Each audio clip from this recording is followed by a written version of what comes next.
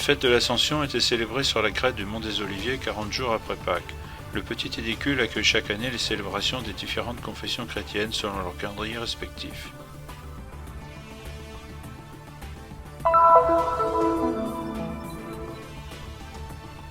Impossibilité de célébrer avec les fidèles, les difficultés économiques pour ces 30 établissements, les pèlerinages entièrement annulés, les yeux rivés sur ces 3 hôpitaux. Les 2 mois et demi de confinement se sont fait également sentir par l'église anglicane présente en Terre Sainte.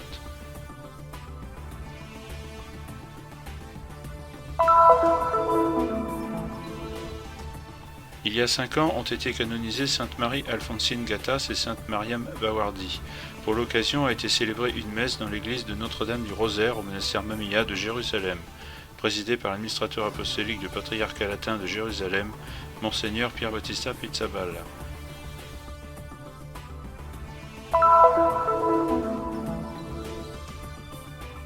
La ville chrétienne de Karakosh, dans le nord de l'Irak, après la dévastation et la persécution de l'ISIS, doit aujourd'hui lutter contre le coronavirus.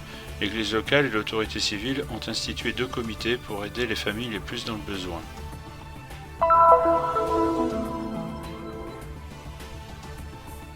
Grâce à l'initiative de son curé, frère Amjad Sabara, la paroisse latine de Jérusalem a créé un fonds appelé le Fonds Charité, soutenu par les paroissiens pour aider les familles dans le besoin.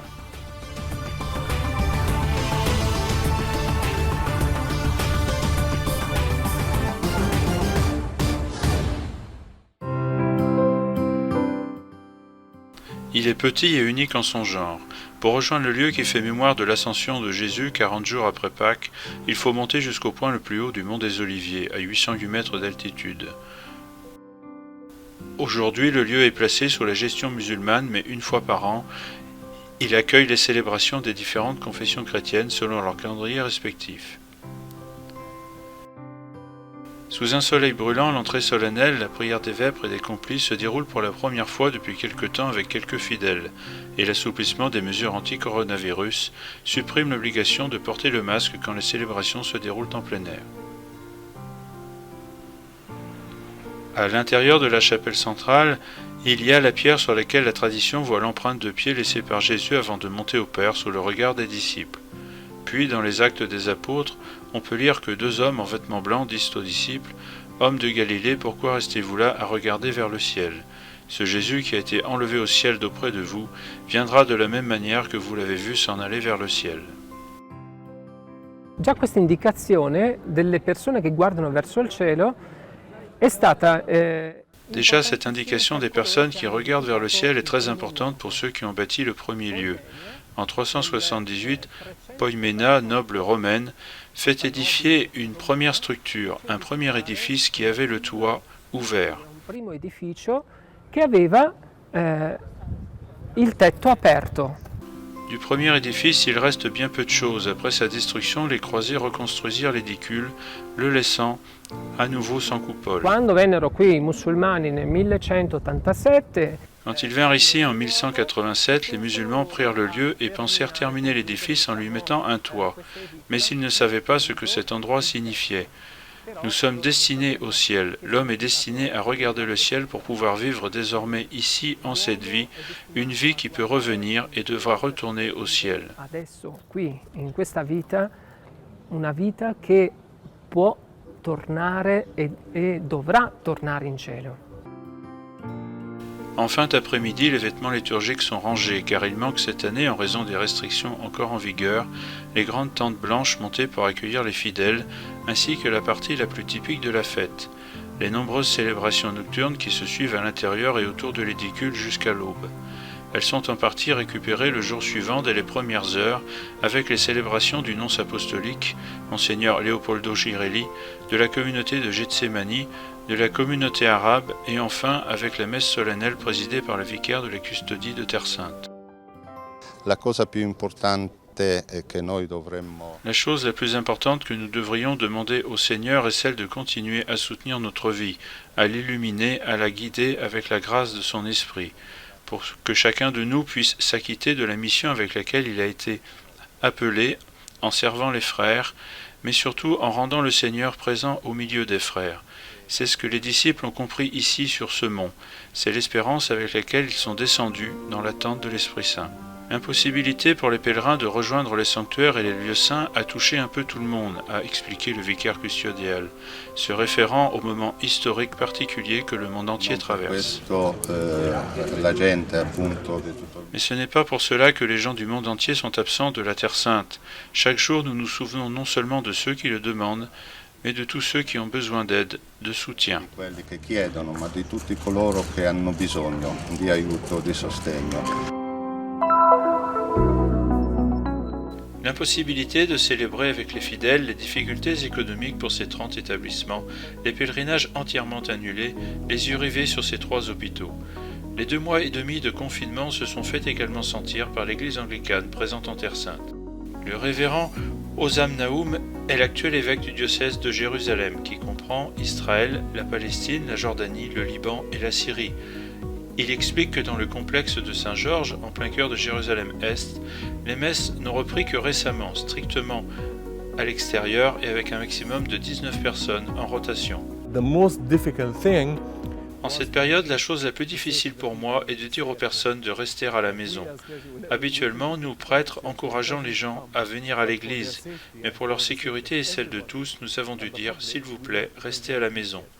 En ce moment, il y a beaucoup de découragement. Il manque quelque chose. Pour le révérend Osam Naoum, qui mi-juin recevra la consécration épiscopale et prendra la conduite du diocèse en avril 2021, les problèmes les plus importants concernent les établissements qu'il gère. All these institutions had to continue providing services for the people. Toutes ces institutions doivent continuer à fournir des services à la population. Nous avons dû faire face à une crise financière vraiment significative et nous devons affronter un grand défi, comprendre comment maintenir ouvertes et actives ces réalités malgré l'arrêt de toutes les sources de financement. C'est le cas des frais de scolarité de nos écoles. Nous avons 18 écoles et presque tous les frais de scolarité ont été suspendus, mais nous devons continuer à payer les salaires de nos enseignants et du reste du personnel. Mais au centre de l'attention actuelle, il y a surtout les hôpitaux, celui de Naplouse, le centre de rééducation pour les jeunes handicapés de Jérusalem et l'hôpital de Gaza. Ici, avec les habitants de la bande fermés depuis des années à l'intérieur de frontières blindées, une éventuelle explosion de l'épidémie aurait des conséquences dramatiques. Selon le plan d'urgence élaboré par le ministère de la Santé à Gaza, face à une éventuelle épidémie, notre établissement deviendrait le principal hôpital chirurgical de la bande, tandis que les autres hôpitaux s'occuperaient plus spécifiquement du coronavirus. Dans ce cas, il est prévu d'effectuer 300 à 500 interventions chirurgicales par semaine. Nos hôpitaux ont fait un travail fantastique. Ils ont réussi à tenir la situation sous contrôle et ont développé de très bons plans. Grâce à Dieu, nous n'avons eu aucun cas de coronavirus dans nos hôpitaux. Nous espérons continuer ainsi. So far, and we hope we won't.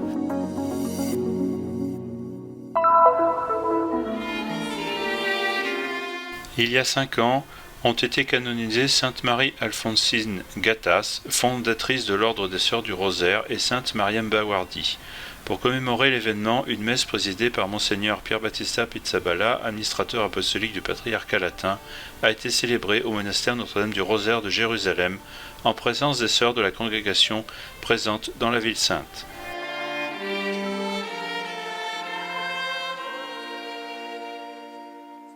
Now in this period of difficulties due to the pandemic, we are learning. En cette période de difficulté causée par l'épidémie, nous apprenons de la force de la fille de l'église de Jérusalem. Elle a surmonté des difficultés, vécu des guerres, mais elle a toujours été capable de créer quelque chose de nouveau pour le peuple de Jérusalem, en particulier pour la communauté chrétienne au Proche-Orient, en Jordanie, en Palestine, au Liban, etc. People of Jerusalem and especially for the Christian community in all Middle East, in Jordan, Palestine and Lebanon and so on. La congrégation des Sœurs du Rosaire est un ordre monastique arabe. L'élévation aux honneurs des autels de la palestinienne Sainte Marie-Alphonsine Gattas a rempli d'orgueil les chrétiens locaux. Le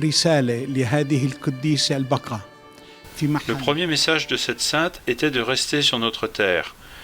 Elle aimait l'humanité, elle aimait les paroisses, elle aimait cette terre sainte. Elle est restée attachée à ces lieux et a travaillé activement à l'éducation chrétienne, en particulier l'éducation des filles. وخصوصا في تعليم البنات. 5 années après, en plus de la joie, il y a une sorte de spiritualité très profonde. La commémoration de cette canonisation nous ramène à relire l'héritage spirituel que nous a laissé notre fondatrice. Dans son homélie, Monseigneur Pierre Battista Pizzaballa a loué les œuvres et les activités menées par Sainte Marie Alphonsine, en particulier dans les écoles.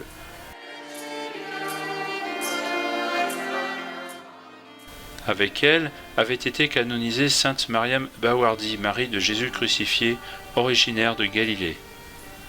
Mariam Alfonsina Danil Gatas et Mariam a Jésus crucifixo Bawadri. Au cours des 5 années qui ont suivi la canonisation, nous avons porté les reliques de Sainte Mariam Bawardi dans le monde pour parler des chrétiens de Palestine, des chrétiens de Terre Sainte. Nous avons visité le Proche-Orient, l'Amérique latine et les États-Unis. C'est ainsi que Sainte Mariam Bawardi a pu faire connaître dans le monde entier la présence des chrétiens dans cette terre sainte. C'est une très belle occasion à travers laquelle nous disons à notre peuple, aux membres de notre Église, partout où qu'ils se trouvent, que la sainteté est possible. Nous pouvons devenir saints seulement en vivant les béatitudes. Vivre les béatitudes signifie que nous mettons nos âmes entre les mains du Père Céleste et nous avons confiance en lui. Cela signifie aussi qu'il faut travailler pour apporter la paix, l'amour, l'harmonie et l'unité dans le monde entier.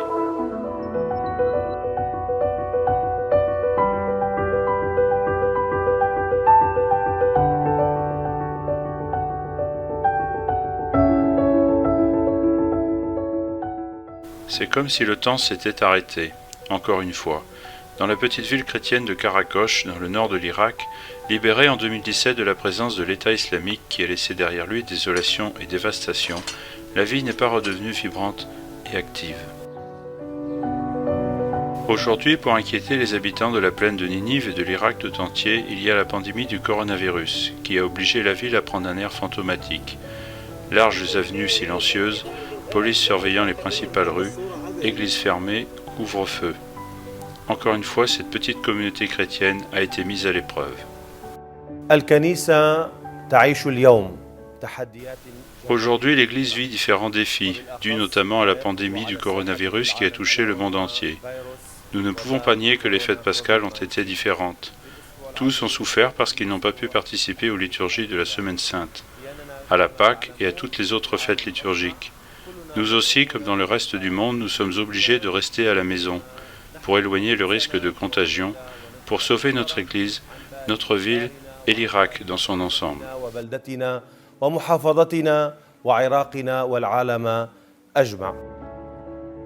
Avec un système de santé faible, mais aussi en raison de la dévastation due aux opérations des djihadistes de l'ISIS, qu'il avait conquises en juin 2014, Karakosh a pris dès le départ des mesures préventives qui ont limité les contagions. Nombreuses sont les actions de soutien à la communauté locale par l'Église syriaque catholique et les autorités civiles. Pour soutenir la population en difficulté et les familles les plus dans le besoin, 2 comités ont été institués. Le premier de support et d'aide et le second appelé Solidarité.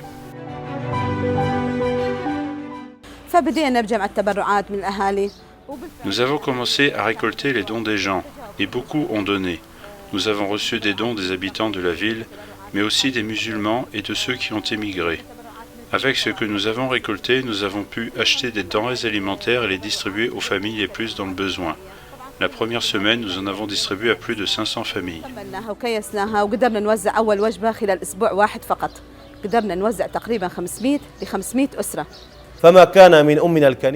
L'Église ne pouvait pas être que la première à aider ses fidèles et à protéger ses enfants, comme la poule protège ses poussins.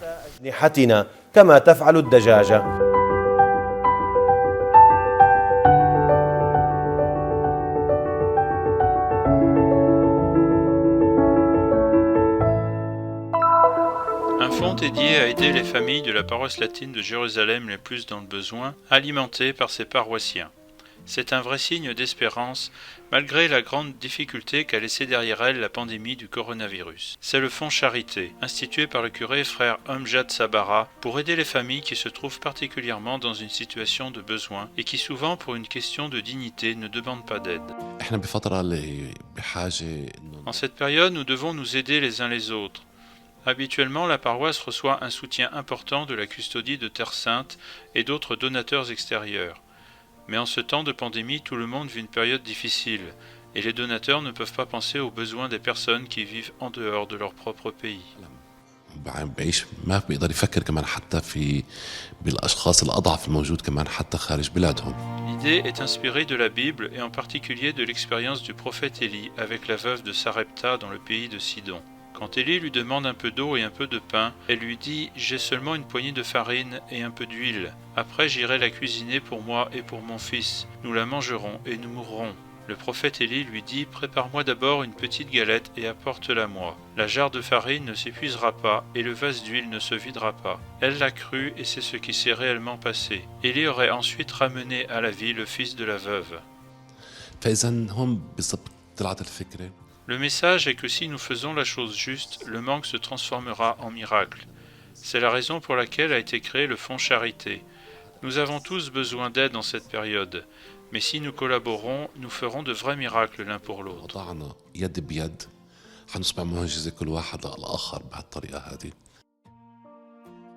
Chaque paroissien s'engage à apporter 3 shekels par jour, ce qui est une petite somme, comme la farine et l'huile de la veuve de Sarepta.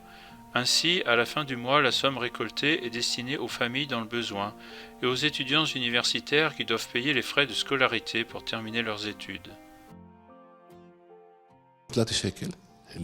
3 shekels constituent une petite somme, mais quand ils sont offerts à une personne au nom de Dieu, la personne recevra une bénédiction.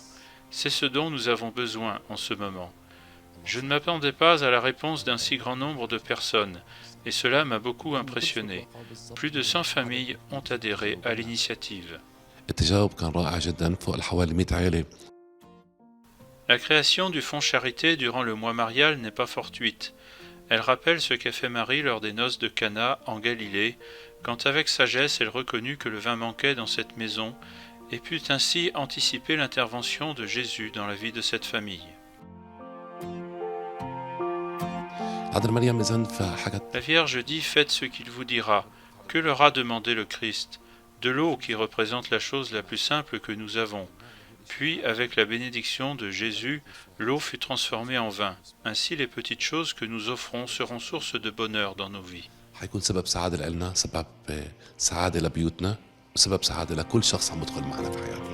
L'épidémie de coronavirus a apporté avec elle angoisse, douleur et tant de besoins. Mais c'est une nouvelle force qui a fait son chemin dans la paroisse latine de Jérusalem, et surtout une nouvelle façon de penser. L'aspect sur lequel nous devons travailler est de savoir comment rendre la paroisse capable de s'aider elle-même. Seule une église mature peut remplir cette mission. D'ailleurs, les actes des apôtres nous disent que personne ne restait dans le besoin parmi les apôtres, parce que l'aide de l'un soulageait les difficultés de l'autre.